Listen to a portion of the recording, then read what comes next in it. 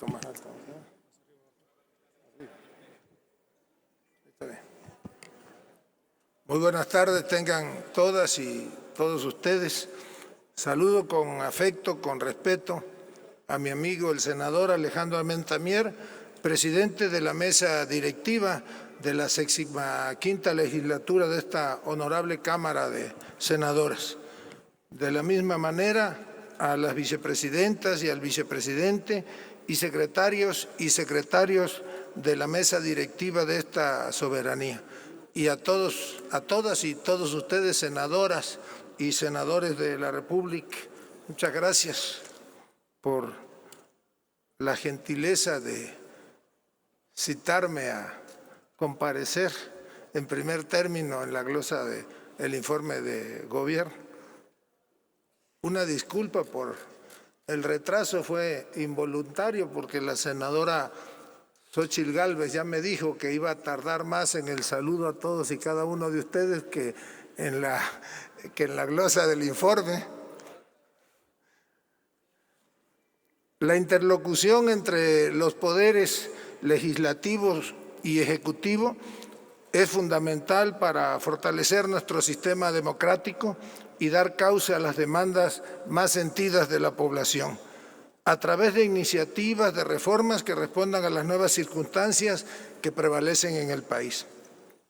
A esta legislatura le ha tocado vivir tiempos muy complejos que es indispensable analizar a profundidad a fin de formular y aplicar los cambios a nuestro marco jurídico para atender realmente las causas de los grandes problemas nacionales.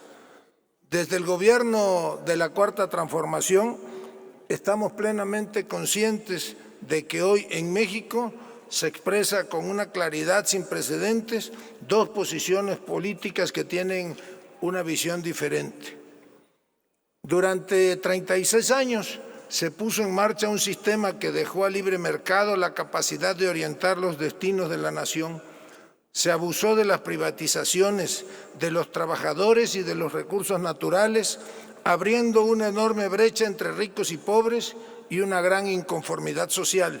que tuvo como consecuencia la manifestación pacífica y democrática por la transformación de la vida pública del país en el contexto de las elecciones presidenciales de julio del 2018, que le otorgaron un triunfo contundente al hoy presidente de la República, Andrés Manuel López Obrador. Por ello,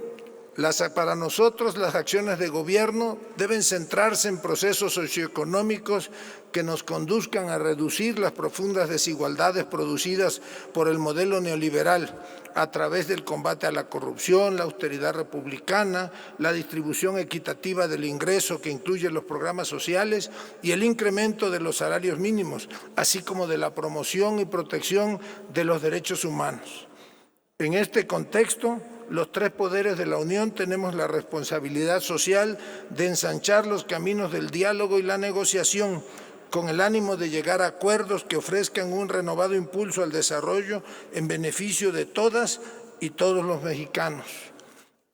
Para eso se hizo la política. Para eso estamos aquí intercambiando opiniones y poniendo en la mesa de debates nuestros más sólidos argumentos, sin diatribas ni descalificaciones personales, buscando la conciliación y no la diferencia, la coincidencia en lo sustancial para hacer a un lado el encono y fortalecer la unidad sin renunciar a nuestras convicciones.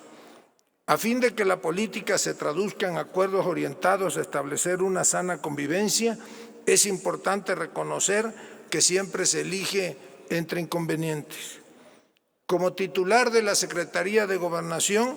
tengo la firme convicción y el enorme compromiso de conducir adecuadamente las relaciones del Ejecutivo Federal con las y los miembros de las dos cámaras del Congreso de la Unión y con quienes integran la Suprema Corte de Justicia de la Nación.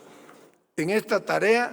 he puesto el mejor de mis esfuerzos para, en un marco de mutuo respeto, promover una comunicación fluida entre la Administración Pública Federal y los poderes de la Unión, a efecto de que en el desempeño de las atribuciones que la Constitución y las leyes nos confieren a cada uno de nosotros, procuremos mantenerla a la altura de miras para superar los grandes desafíos impuestos por una realidad tan adversa y escurridiza que a veces pareciera amenazar con desbordar nuestras instituciones.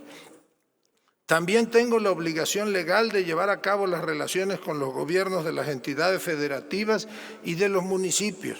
con los partidos políticos y con las organizaciones sociales e instituciones de la sociedad civil, así como rendir las informaciones oficiales del Ejecutivo Federal.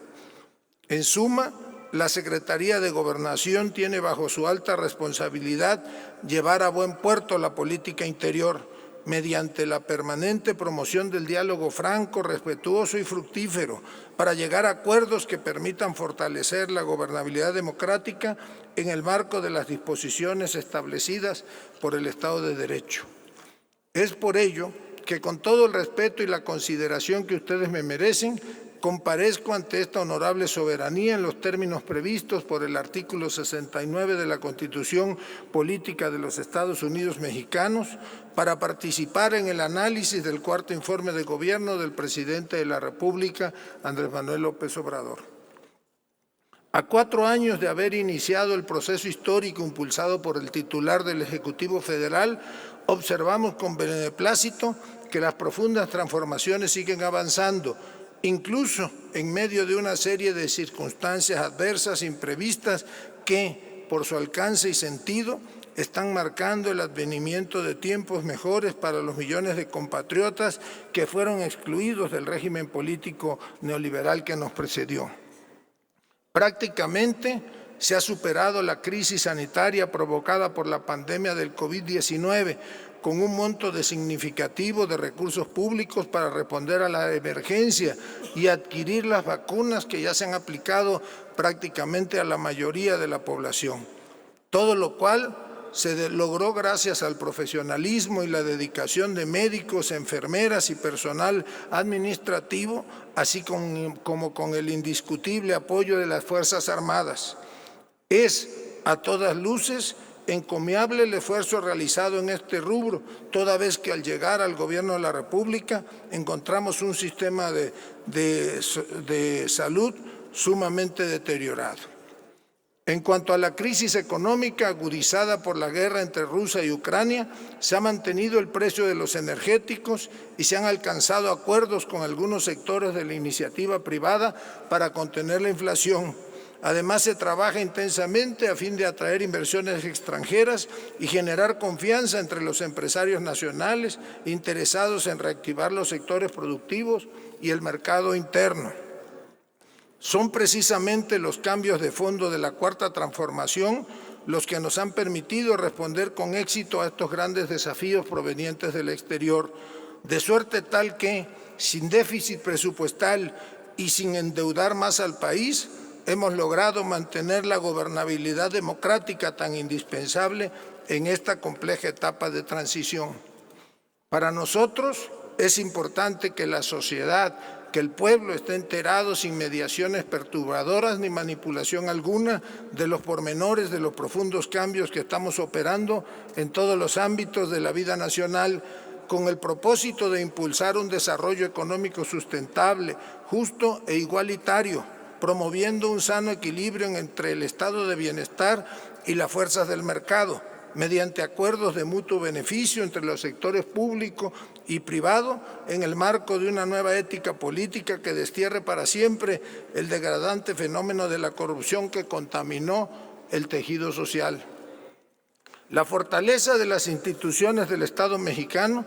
es un compromiso ineludible del Gobierno federal, acorde a lo señalado por el artículo 27, fracción tercera de la Ley Orgánica de la Administración Pública Federal. Es facultad de la Secretaría de Gobernación la colaboración y coordinación entre los poderes legislativo, judicial y ejecutivo. Resulta fundamental para actualizar el marco jurídico y hacer valer el Estado de Derecho, de modo que todos los mexicanos, mujeres y hombres, estén en condiciones de ejercer libremente sus derechos y participar activamente en la democracia. observando en todo momento los principios que establece la Carta Magna y las leyes que dicta el Poder Legislativo para facilitar la gobernabilidad y promover el bienestar que merecen las y los ciudadanos. Con el propósito de consolidar la Cuarta Transformación, se atienden escrupulosamente las delimitaciones establecidas por el Pacto Federal y la división de poderes, tanto las determinaciones de los poderes legislativo y judicial como las atribuciones y jurisdicciones de los diversos órdenes de gobierno son dignas de un absoluto respeto por parte del Poder Ejecutivo.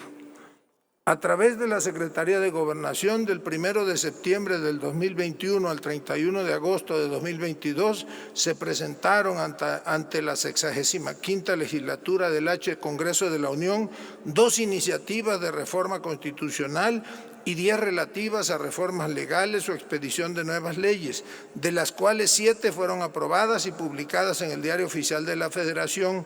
4 se encuentran pendientes de dictaminación y en la Cámara de Diputados, y una fue desechada en la misma Cámara.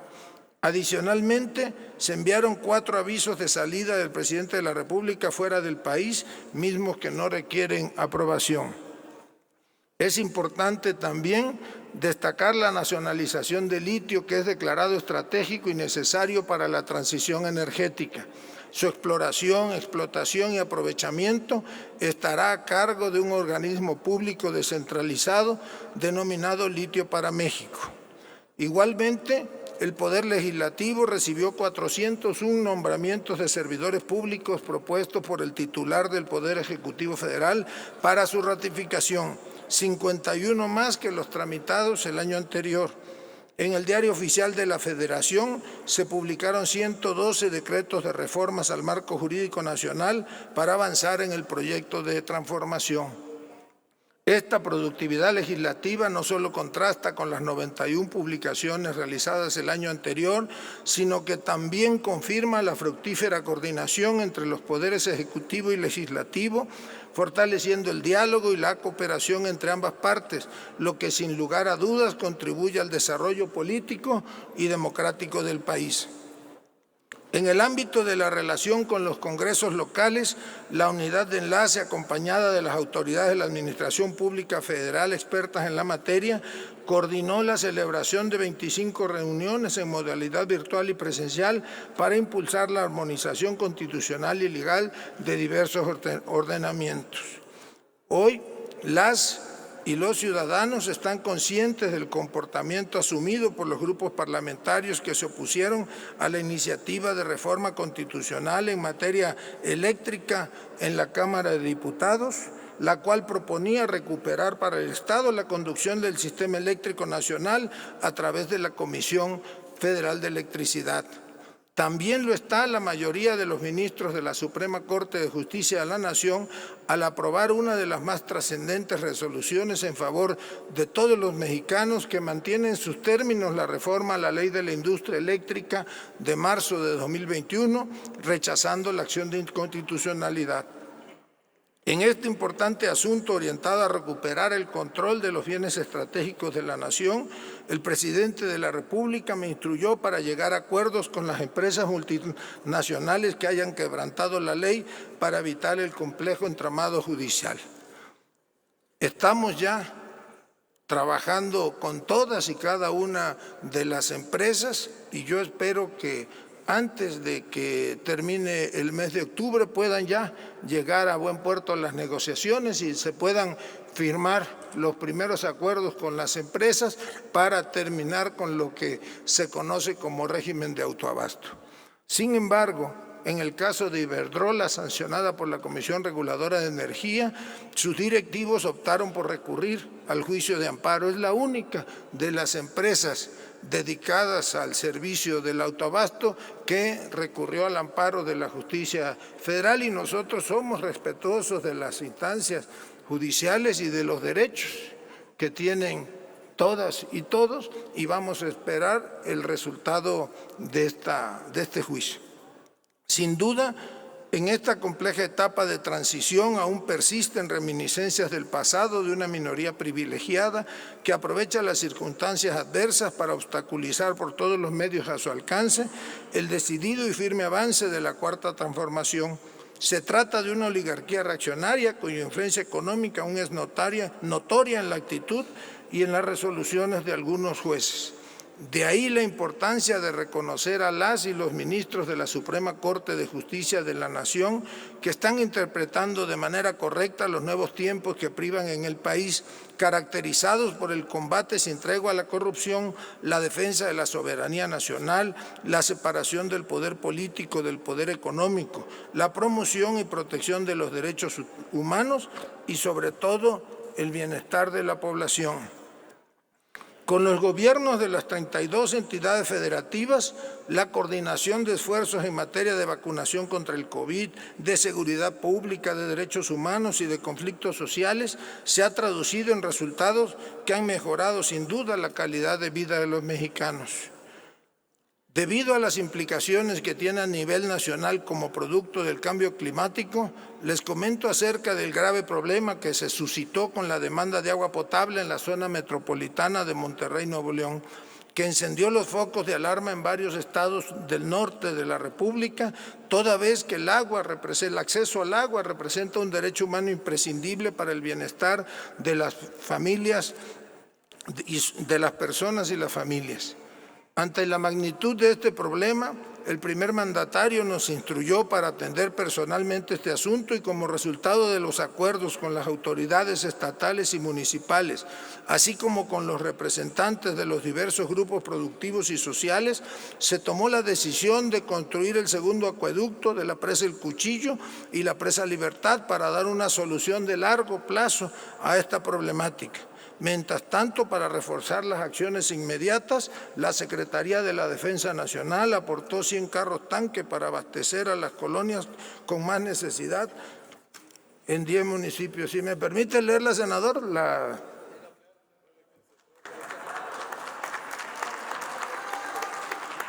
Fíjese que,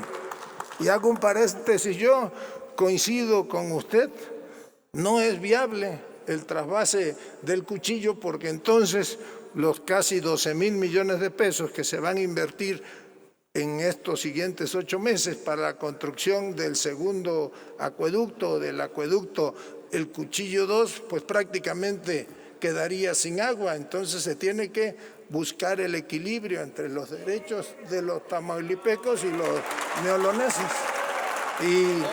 Y créame que nosotros, tomo nota, no, y tenga usted y los neoloneses la seguridad que el gobierno de la República hará lo mejor para que haya agua suficiente para la zona metropolitana de Monterrey, para los creo que son 20 municipios, y para que no se afecte a los pobladores de Tamaulipas.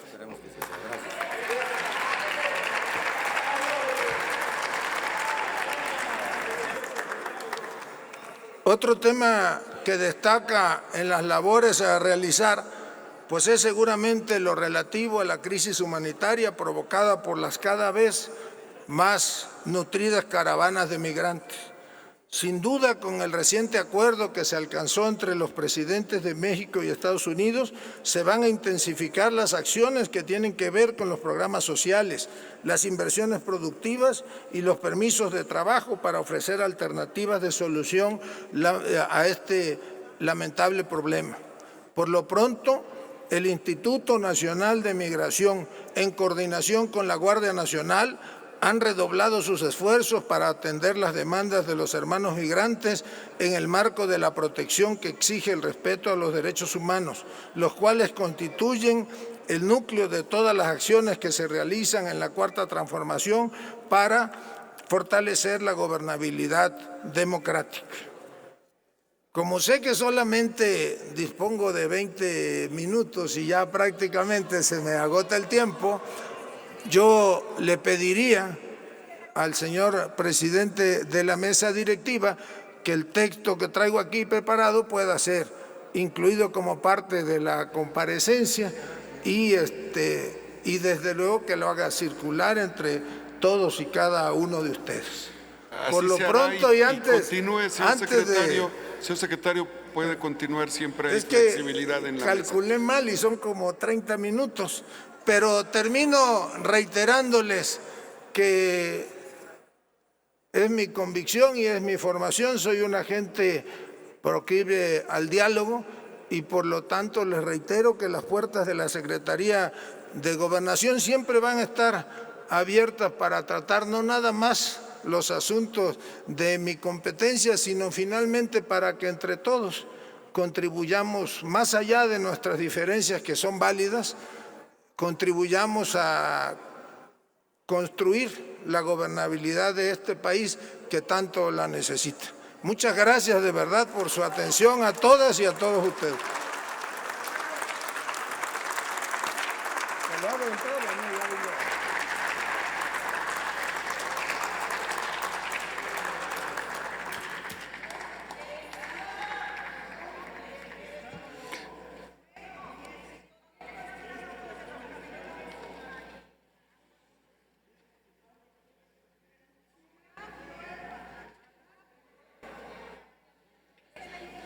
Daremos el trámite correspondiente al documento que hace mención el señor secretario de Gobernación, licenciado Adán Augusto López Hernández, entregado a esta mesa directiva. Una vez concluida